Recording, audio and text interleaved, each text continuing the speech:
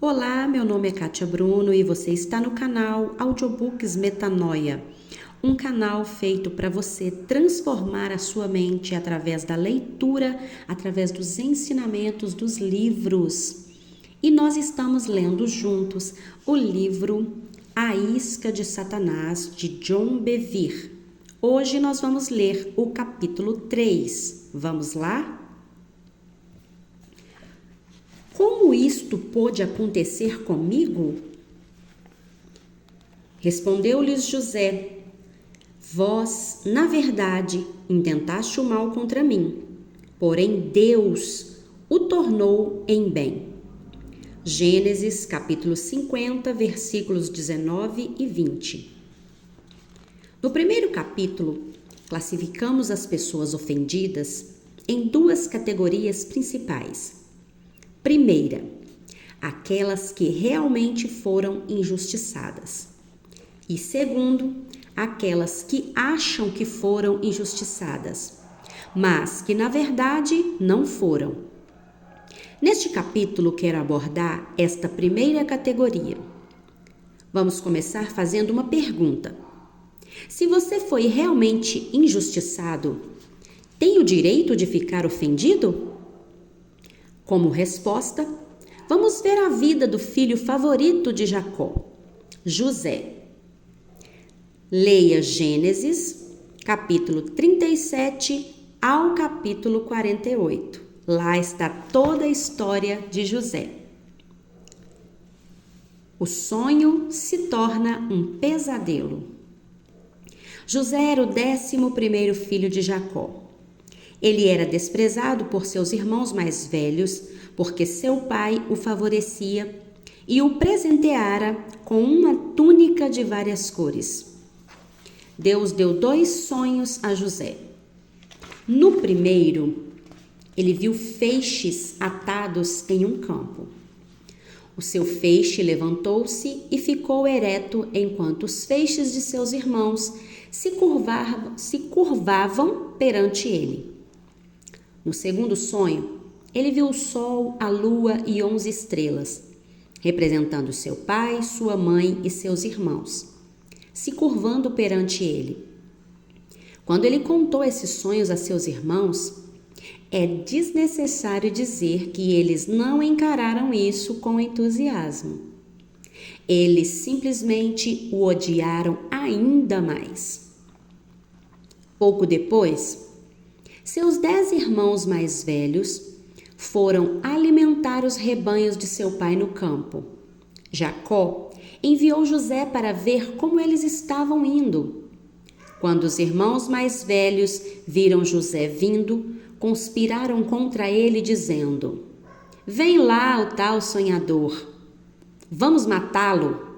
Então veremos o resultado dos seus sonhos. Ele diz que será um líder acima de nós, que ele tente nos liderar quando estiver morto. Então, o lançaram em uma cisterna para morrer. Tiraram sua túnica, rasgaram-na e a molharam com o sangue de um animal para convencer seu pai de que ele havia sido devorado por uma fera selvagem. Depois de terem-no lançado na cisterna, porém, viram uma caravana de ismaelitas a caminho do Egito. Então Judá disse: Ei, esperem um instante, rapazes. Se o deixarmos apodrecer naquela cisterna, isso não nos trará nenhum proveito. Vamos ganhar algum dinheiro e vamos vendê-lo como um escravo. Será como se ele estivesse morto. Ele nunca mais vai nos incomodar. E dividiremos os despojos. Então eles o venderam por 20 siclos de prata. José os havia ofendido.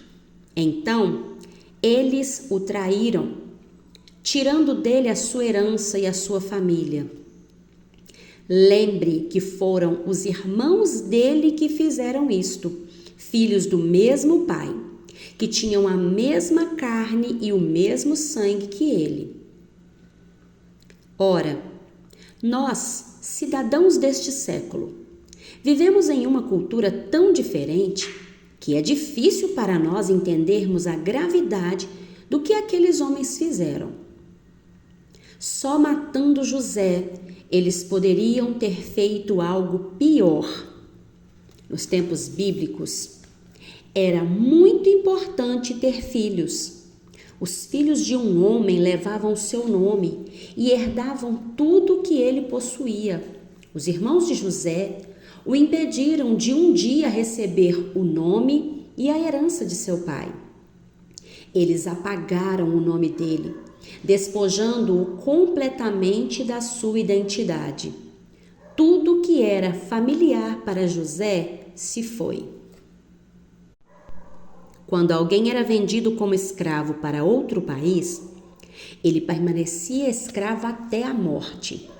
A mulher com quem ele se casasse seria uma escrava e todos os seus filhos seriam escravos também. Era ruim nascer escravo, mas era indescritivelmente pior nascer herdeiro de riquezas e com um grande futuro pela frente, para depois ter tudo isso arrancado das suas mãos.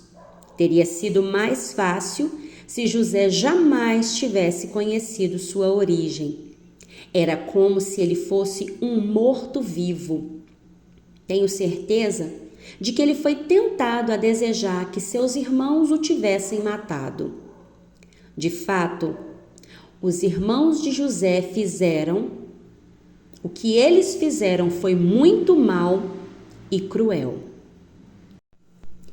Uma retrospectiva perfeita.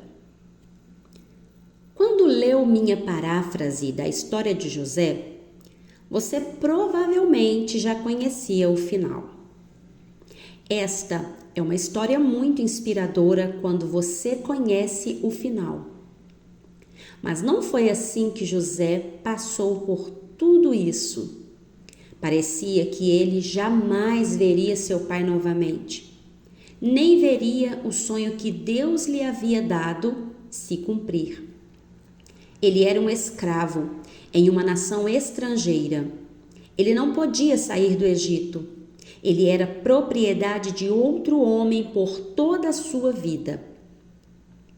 José foi vendido a um homem chamado Potifar, um oficial de Faraó e capitão da guarda.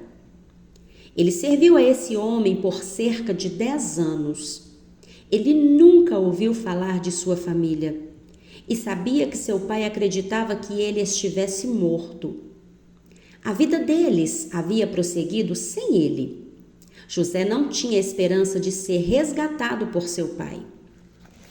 À medida que o tempo passou, José obteve o favor do seu senhor e era bem tratado. Potifar colocou José como administrador da sua casa e de tudo que ele tinha. Mas ao mesmo tempo em que a situação estava a favor de José, algo de muito errado estava sendo gerado no coração da mulher do seu amo.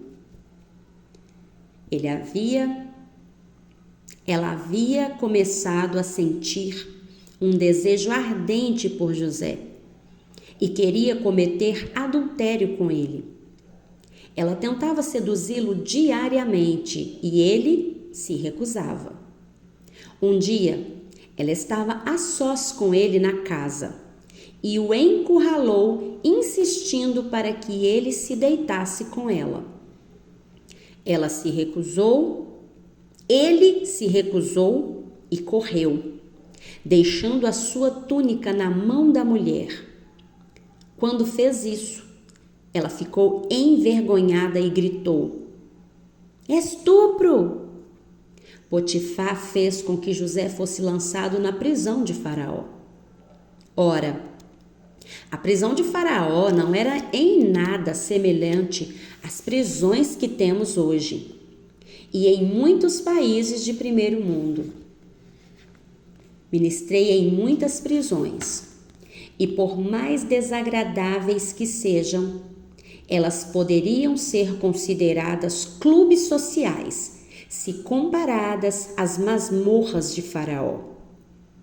sem luz do sol ou área para exercícios. Havia apenas celas cavadas abaixo da superfície ou poços destituídos de luz e de calor. As condições variavam de rudimentares a desumanas. Os prisioneiros eram colocados ali para apodrecerem, enquanto sobreviviam do pão e água da aflição.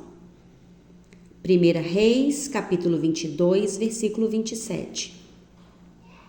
Eles recebiam apenas o alimento suficiente para sobreviverem, a fim de poderem sofrer. De acordo com o Salmo 105, verso 18, os pés de José estavam feridos pelas cadeias e ele havia sido colocado em ferros. Ele foi colocado naquela masmorra para morrer. Se fosse egípcio, ele poderia ter tido alguma chance de ser liberto, mas, como escravo estrangeiro acusado de estupro, ele tinha pouca ou nenhuma chance. As coisas não podiam piorar mais. José havia descido o máximo que uma pessoa podia descer sem estar morta. Você consegue ouvir os pensamentos dele nas trevas úmidas daquela masmorra? Servi ao meu mestre com sinceridade e integridade por mais de 10 anos. Sou mais fiel que sua esposa. Permaneci leal a Deus e a ele, fugindo diariamente da imoralidade sexual. Qual é a minha recompensa? Um calabouço. Parece que quanto mais tento fazer o que é certo, mais as coisas pioram. Como Deus pôde permitir isto? Será que meus irmãos podem roubar até a promessa que me foi dada por Deus? Por que esse poderoso Deus de aliança não interveio em meu favor? É assim que um Deus amoroso e fiel cuida dos seus servos? Por que eu? O que eu fiz para merecer isto? Eu apenas acreditei no que ouvi de Deus. Tenho certeza que ele lutava com pensamentos semelhantes com esses. Ele havia tido uma liberdade muito limitada em sua vida, mas ainda tinha o direito de escolher como reagir a tudo o que havia lhe acontecido. Será que ele passaria a ficar ofendido e amargo com seus irmãos e finalmente até mesmo com Deus? Será que ele abriria mão de toda a esperança no cumprimento da promessa, roubando de si mesmo o seu último incentivo para viver? Deus está no controle?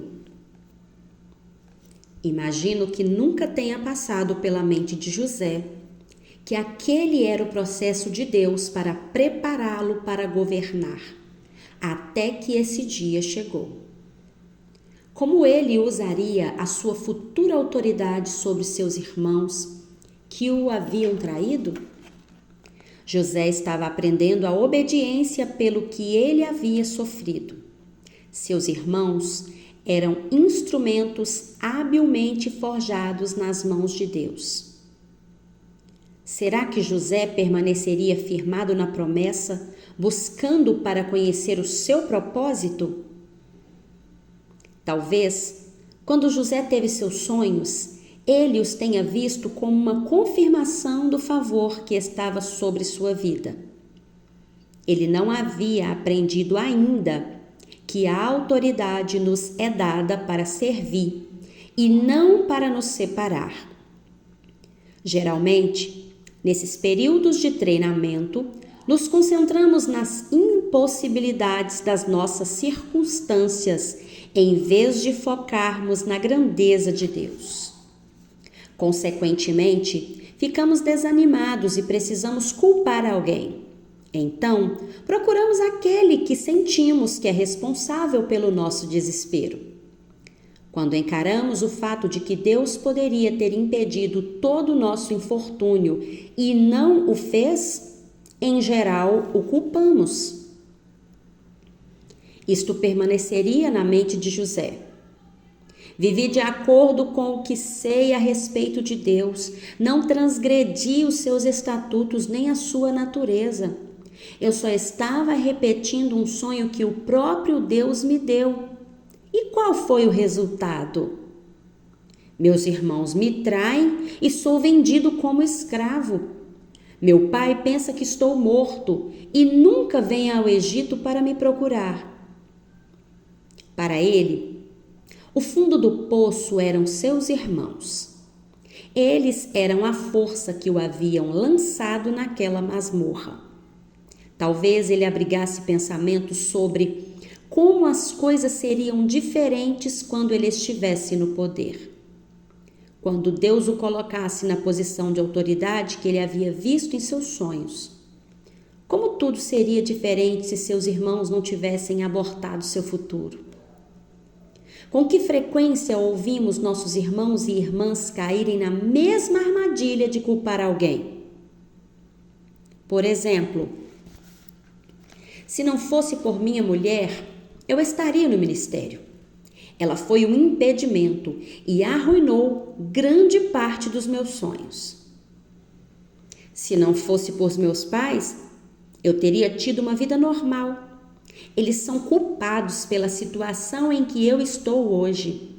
Como é possível que os outros tenham pais normais e eu não?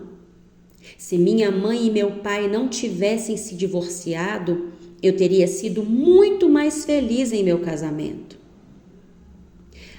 Se o pastor não tivesse reprimido meu dom, eu estaria livre e desimpedido. Ele me impediu de cumprir o destino do meu ministério. Ele colocou as pessoas da igreja contra mim. Se não fosse pelo meu ex-marido, meus filhos e eu não teríamos tido tantos problemas financeiros. Se não fosse por aquela mulher na igreja, eu ainda contaria com o favor dos líderes. Com suas fofocas, ela me destruiu, assim como destruiu todas as minhas esperanças de ser respeitada. A lista é interminável. É fácil culpar os outros pelos problemas que você tem e imaginar como você estaria melhor se não fosse todas as pessoas ao seu redor.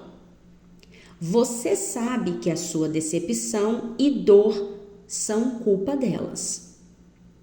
Quero enfatizar o seguinte ponto. Absolutamente nenhum homem, mulher, criança ou demônio pode jamais tirar você da vontade de Deus. Ninguém, a não ser Deus, tem o seu destino nas mãos. Os irmãos de José tentaram seriamente destruir a visão que Deus havia dado a ele. Eles pensaram que havia dado um fim em José. Eles disseram com seus próprios lábios: Vinde, pois, agora matemo-lo e lancemo-lo numa destas cisternas e vejamos em que lhe darão os seus sonhos. Gênesis 37, versículo 20. Eles estavam determinados a destruí-lo. Não foi um acidente, foi deliberado. Eles não queriam que houvesse qualquer chance de que ele tivesse êxito. Agora, você acha que quando eles o venderam como escravo, Deus olhou do céu para o seu filho e o Espírito Santo e disse: O que vamos fazer agora? Vejam o que os irmãos dele estão fazendo. Veja o que eles fizeram. Eles arruinaram nosso plano para José. É melhor pensarmos em alguma coisa rápido. Temos um plano B? Muitos cristãos reagem a situações de crise como esta, como se fosse exatamente isto que acontecesse no céu. Você consegue ver o pai dizendo a Jesus: Jesus, João acabou de ser despedido porque um irmão em Cristo mentiu sobre ele. O que vamos fazer? Você tem algum emprego para ele lá embaixo?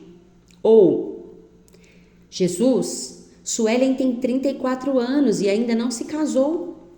Você tem algum rapaz disponível lá embaixo para ela? O homem que eu queria que se casasse com ela casou-se com sua melhor amiga, que fez uma fofoca contra ela e envenenou o coração dele.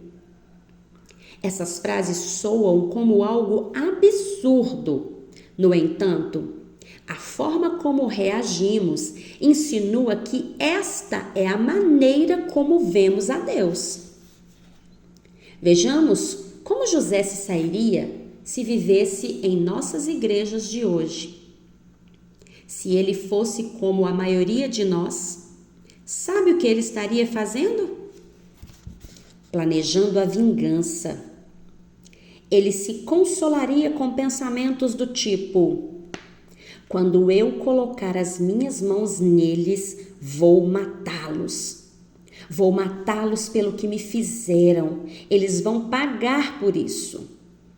Mas se José realmente tivesse tomado essa atitude, Deus o teria deixado apodrecer naquela masmorra.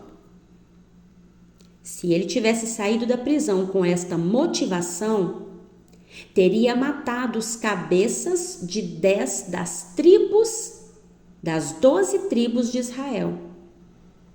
Isso incluiria Judá, de cuja linhagem Cristo descenderia. Sim, aqueles que trataram José de forma tão cruel foram os patriarcas de Israel. E Deus havia prometido a Abraão que eles gerariam uma nação.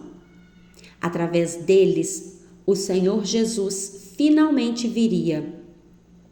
José permaneceu livre da ofensa e o plano de Deus foi estabelecido em sua vida e na vida de seus irmãos. Será que as coisas podiam piorar?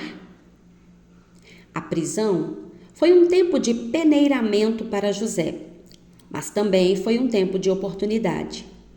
Havia 2 prisioneiros com José e ambos tiveram sonhos vívidos e perturbadores.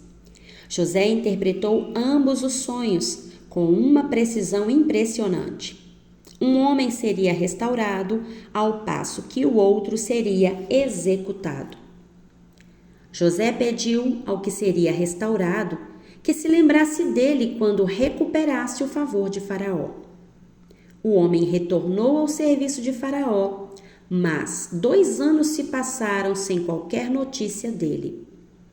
Foi mais uma decepção para José. Outra oportunidade para se sentir ofendido. Deus sempre tem um plano. Chegou um momento em que Faraó teve um sonho muito alarmante. Nenhum dos seus feiticeiros ou sábios conseguia lhe dar uma explicação sobre o sonho. Foi então que o servo restaurado se lembrou de José. Ele explicou como José havia interpretado o seu sonho e o sonho do seu companheiro na prisão. José foi levado à presença de Faraó e ele lhe disse o que o sonho significava. Um tempo de fome estava a caminho e sabiamente instruiu-o sobre como se preparar para a crise. Faraó imediatamente promoveu José ao 2º lugar no comando sobre todo o Egito. José, através da sabedoria que Deus lhe havia dado, preparou-se para a grave fome que estava por vir. Mais tarde, quando esta fome chegou a todas as nações, os irmãos de José tiveram de ir ao Egito em busca de ajuda.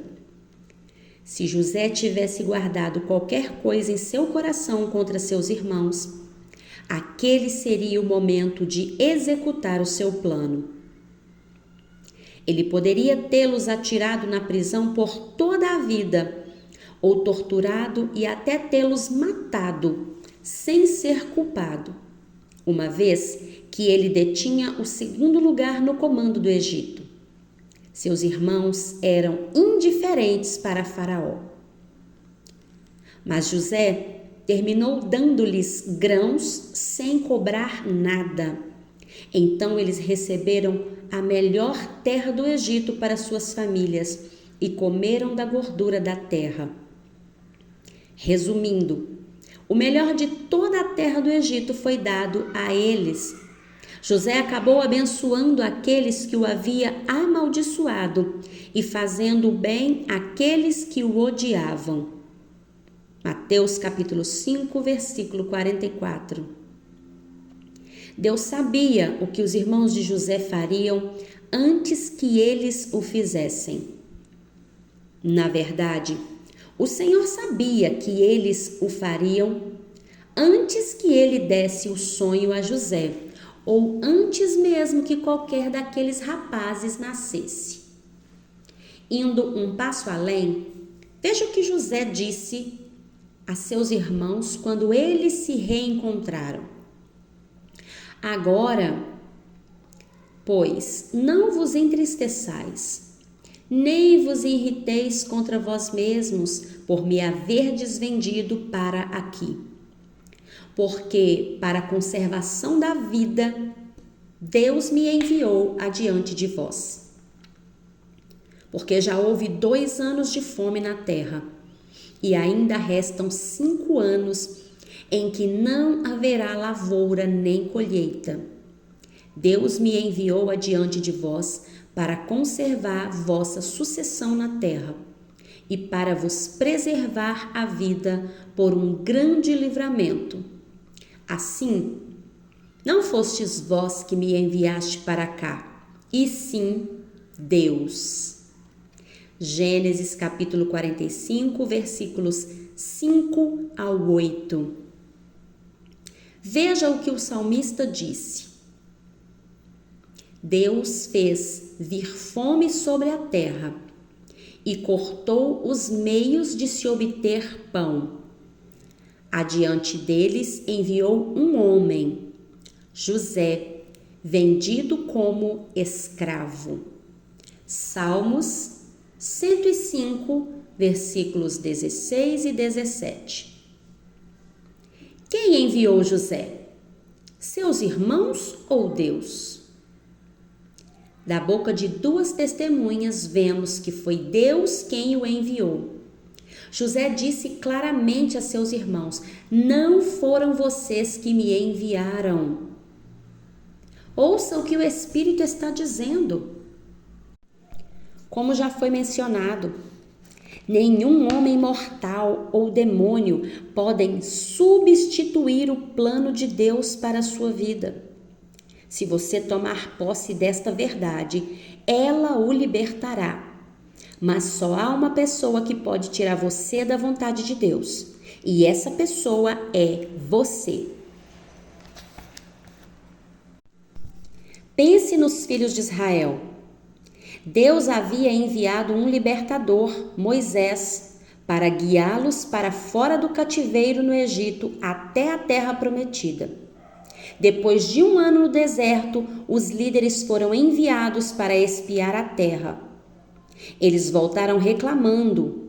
Eles tiveram medo das nações naquela terra que eram maiores e mais fortes militarmente. Todo o povo, com exceção de Josué e Calebe, concordou com aqueles líderes. Eles ficaram ofendidos com Moisés e com Deus. Esse padrão estava se repetindo por mais de 1 ano. A ofensa resultou no fato de que aquela geração nunca chegou a ver a terra que Deus prometeu que eles possuiriam. Muitas pessoas têm servido ao Senhor ardentemente e têm passado por situações difíceis na vida por serem maltratados por homens maus ou por cristãos carnais. A verdade é que elas têm sido tratadas injustamente, mas se sentirem ofendidas só cumpriria o propósito do inimigo de tirá-las da vontade de Deus. Se você permanecer livre da ofensa, permanecerá na vontade de Deus. Se você se ofender e se escandalizar, será levado cativo pelo inimigo para cumprir o propósito e a vontade dele. Faça a sua escolha. É muito mais benéfico ficar livre da ofensa. Precisamos nos lembrar que nada pode vir contra nós sem o conhecimento do Senhor. Se o diabo pudesse nos destruir quando quisesse, ele já teria nos exterminado há muito tempo, porque odeia o homem com todas as suas forças. Tenha sempre essa exortação diante de você. 1 Coríntios 10:13 diz assim: não vos sobreveio tentação que não fosse humana, mas Deus é fiel e não permitirá que sejais tentados além das vossas forças. Pelo contrário, juntamente com a tentação, vos proverá livramento, de sorte que as possais suportar. Observe o que a palavra de Deus diz: livramento, e não um livramento. Deus já viu cada circunstância adversa que encontraremos, independentemente do tamanho. E Ele tem o caminho planejado para nos livrar dela. E o que é mais impressionante é que, em geral, aquilo que parece ser o fim do plano de Deus, na verdade termina sendo a estrada para o seu cumprimento, se permanecermos em obediência e livres da ofensa. Portanto, lembre-se, permaneça submisso a Deus, não se deixando ofender nem escandalizar. Resista ao diabo e ele fugirá de você. Tiago 4:7. Resistindo ao diabo, não nos sentindo ofendidos. O sonho ou visão provavelmente acontecerá de modo diferente do que você pensa, mas a sua palavra e as suas promessas não falharão. Somente a nossa desobediência é capaz de anular as promessas de Deus. Outro tipo de traição. Poucas pessoas tiveram o tratamento que José recebeu de seus irmãos. Não teria sido tão doloroso se os seus inimigos tivessem feito aquilo. Mas aqueles eram seus irmãos, sua carne, seu sangue. Eles eram aqueles que deveriam encorajá-lo, apoiá-lo, defendê-lo e cuidar dele. Poderia haver um cenário pior de maus tratos do que aquele que José suportou? Testemunho daqueles que já leram esse livro e tiveram sua vida mudada. Uma coisa é ser rejeitado e ofendido por um irmão ou irmã, mas é totalmente diferente ser rejeitado e ofendido por um pai. Sou professor de várias séries do ensino fundamental e médio. Recentemente, li A Isca de Satanás, que trouxe diversas revelações à minha vida. Compartilhei o vídeo com os meus alunos e o Espírito Santo se fez presente com tamanha força em nossa sala de aula que todos começaram a confessar ofensas e a pedir perdão. Várias crianças disseram que aquele havia sido o melhor dia que tiveram o ano inteiro. Uma aluna se reconciliou com seu pai depois de uma enorme briga. Outra deu início ao processo de curas de feridas profundas com sua avó. O Senhor realmente ministrou aquelas crianças de forma poderosa. Obrigado por essa mensagem. R.F. Indiana. Se você está lendo esse livro e está sendo edificado, compartilhe com outras pessoas. E se ainda não é inscrito nesse canal, se inscreva.